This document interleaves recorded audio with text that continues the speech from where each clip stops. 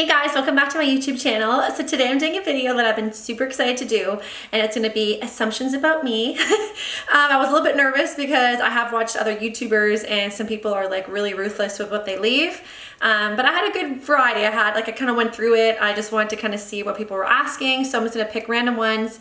Gonna probably do about I'd say maybe 10. So we have some juicy ones that I've seen, some just, really sweet ones from just people that I know that have left some assumptions about me that are so sweet. And just some more stuff, and then hopefully this way you guys can get to know me better and my personality and who I am. So a little bit of that. So I'm gonna just get right into this video. So if you haven't already, make sure you guys like this video, subscribe below. Thank you, and we're gonna get into this video.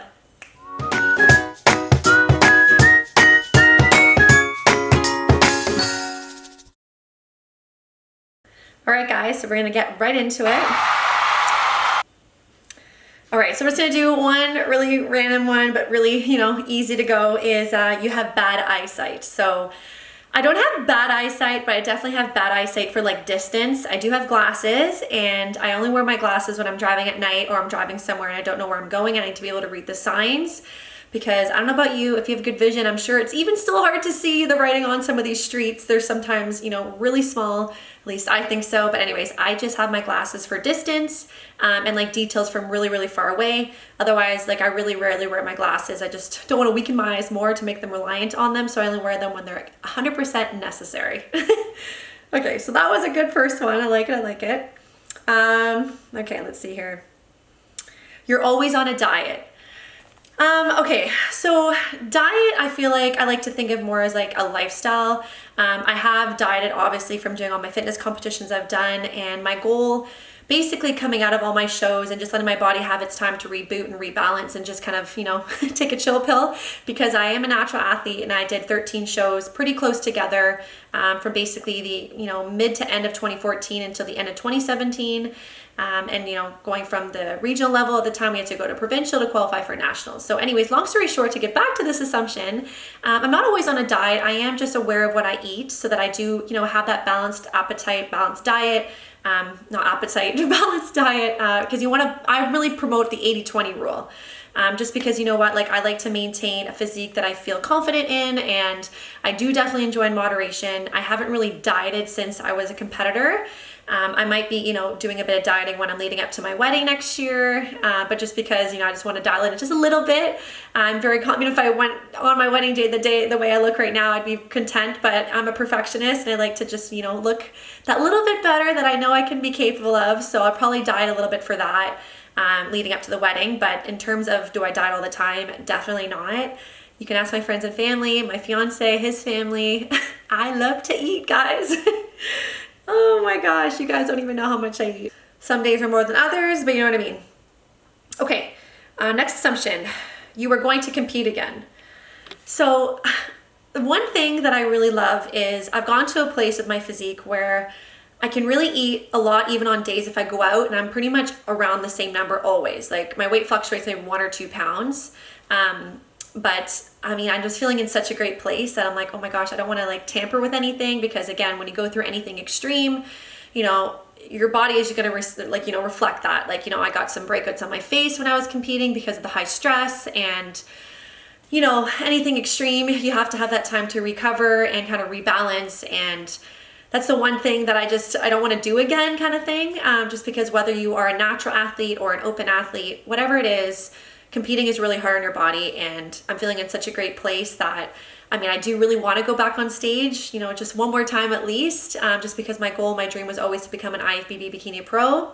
I don't know if that's still in the cards for me, but just in terms of competing, I do really want to step on stage. I really did love competing. I do love the rush and the challenge, and I had so much fun, and I'm so blessed and grateful for all the experiences and where it's brought me today.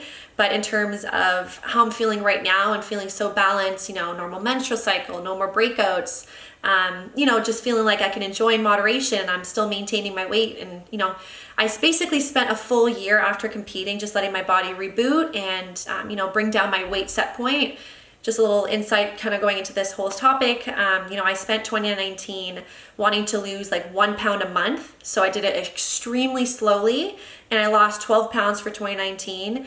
And now like my new set point is obviously 12 pounds lower. And now it's just so much more easy for me to maintain, going into different social events, or if I overeat one day or whatever, like I've done it really slow and steady to achieve the goal that I want, which is the physique that I currently have, and feeling like I can really eat a good amount of food and maintain. And even if I go over and spill over some days, I'm only going over like half a pound to a pound, which is just water. And it just, you go back to your routine and then it goes back to normal. So I do want to compete again. I just don't know when. Maybe it might be something I do after I have kids, is like a little bit of a goal to step back on stage after I have kids, is like, showing moms that you can totally transform your body no matter what.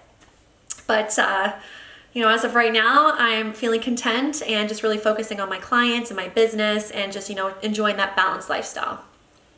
Okay, so another cute question is you love animals. I definitely love animals. I have been a country girl animal lover since I was young. When I was really young, I wanted to be a veterinarian, but science just didn't mix well with me. So that dream kind of went away.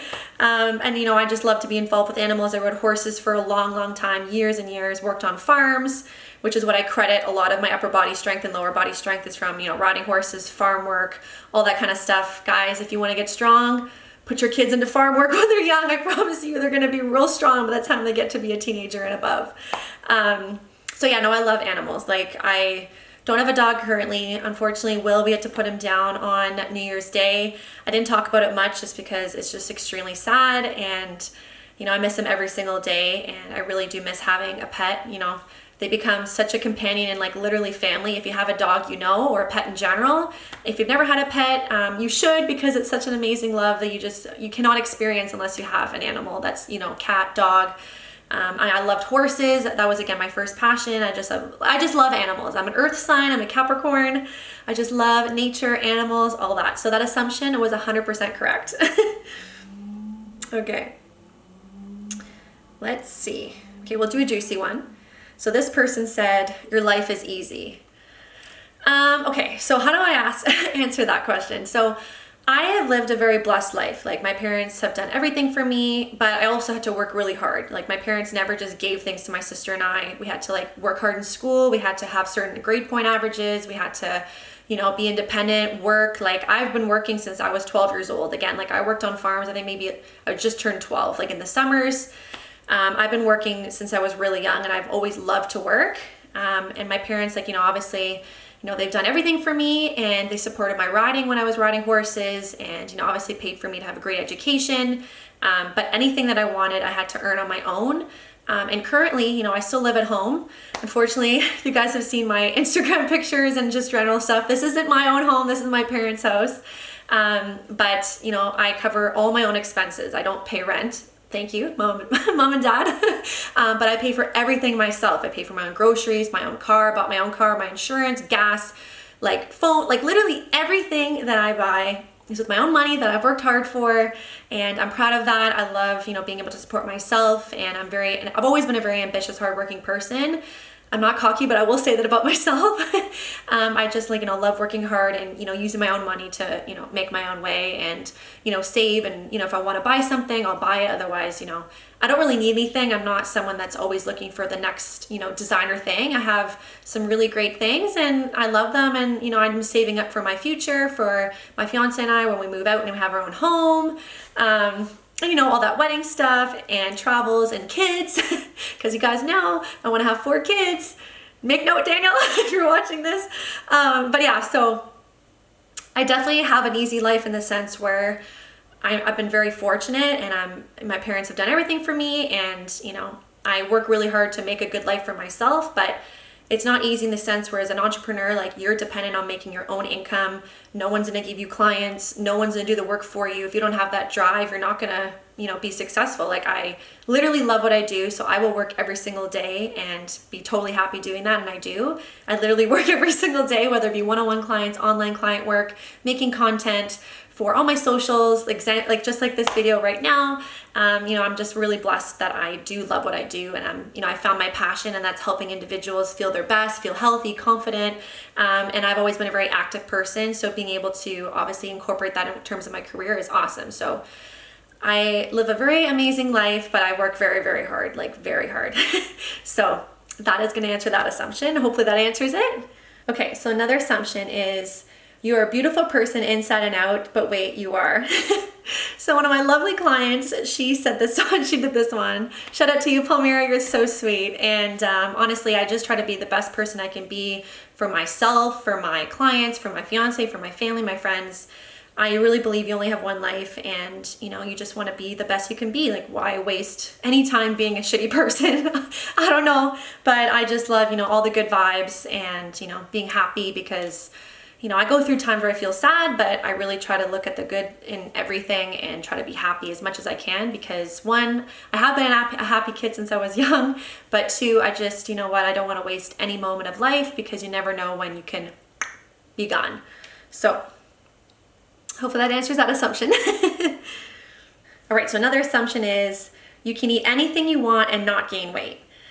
Okay, so this kind of touches in some of the other stuff I've already talked about in terms of what happened to me after competing. But again, like right now I've gotten to a place for my body where I can really enjoy, you know, again, some weeks maybe a little more treats and might be up a pound. But I've created a set point for my body that it will pretty much hover, like it might come down a pound or go up a pound around that number. But like I've gone to a place where I can enjoy like a really high amount of carbs, a good amount of fats, a good amount of protein, and I'm feeling like content. I don't feel like I'm always hungry. You know, I don't feel like I need to binge, like all these kind of things. And I've gone through my own, you know, ups and downs through my fitness journey. You know, as a competitor, like no matter what, every competitor has gone through some sort of like a binging time because they've been so strict, and then they just, you know, I've been there too. Like I've binged in the past, and you know, you see yourself being your best and you're like, oh my gosh, you just, you know, you definitely get a bit of body dysmorphia. Like I've had my fair share during my competing days, as I'm just really hard on myself. I've put a lot of pressure on myself. I want to be so successful with what I do. And I'm very, like, you know, hard on those senses. So as of right now, because I've taken that time in 2019 after all my shows to just really focus on, again, slow and steady progress and dropping my weight extremely slowly. You know, again, guys, like I said earlier on, I lost 1 pound a month. Not 1 pound a week, 1 pound a month. So for the whole year, I lost 12 pounds, which, oh my gosh, for a year, that's a lot of weight. But when you're thinking like, oh my gosh, I've only lost 1 pound for the month while you're doing it, sometimes people can be discouraged, but I want to just do it extremely slow and steady to be able to get to a new set point for my body where I am now, where now I can maintain this physique without it feeling like any effort. Like I just feel in a good spot. I enjoy moderation. I eat healthy. You know, I drink my water, go to sleep. Like I just follow all the practices and philosophies that I teach all my clients. So yeah, so in that regard, I can definitely eat what I want to eat because I've created this, you know, really good metabolism now. And, you know, I've gone to a really great place with the balance between my training, my nutrition, my recovery days. But I definitely, like if I ate junk every day, like I'm going to get fat, you know, and, you know, I definitely do get hard on myself someday if I have like an event, I want to look my best. But yet I never deprive myself, like 100% no depriving allowed. I had those days where I competed where I had to be very strict, and now I'm in a really balanced state. So if I ate junk, guys, no matter how good a metabolism is, you will eventually gain weight. If you're in a caloric surplus, you're going to gain weight. So to answer the assumption, I follow the 80-20 rule. I eat in moderation, and if I overeat for a couple weeks, a lot of social events, like I'm going to be up a couple pounds. But again, I get back to my routine and then I lose it, and I get back to my like regular set point, and hopefully that answers that assumption. All right, so another assumption. This is a juicy one. You're just a pretty influencer and not a coach. So I know a lot of people will judge individuals on social media, and you know, now that I have my online fitness membership, I've put all my workouts on there just because back in 2017, my Instagram page got hacked and deleted and never got it back.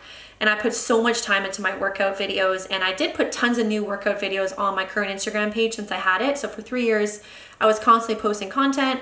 And I just really wanted to, utilize all the hard work. It takes me like a long time, guys. Like people that think, oh my God, post content, like it takes a lot of work. You have to film it. I do everything myself. So I had to film it, edit it, put it on there, put the caption, obviously come up with the workout that I did. Like it takes a lot of time. So I want to really utilize my fitness online membership to be like my portal for all my workout videos, and just to give all the workouts to the exclusive members that have joined my membership. Again, like I'm just gonna plug it in there. My membership, if you do the annual route, you're basically paying $10 a month. And if you're doing monthly, so you can cancel anytime you want, it's $15 a month. And I put my recipes, my workouts, I do a live workout every week. So, now that my page is kind of taken away from like all my workout videos, and it's just like, lifestyle kind of style, health tips, some gym pics, but it's just more structured to be, just showing that I'm living this healthy lifestyle, that I am a coach, not just, posting pretty pictures. I mean, I love getting dolled up and being a girly girl because I'm always sweating in the gym.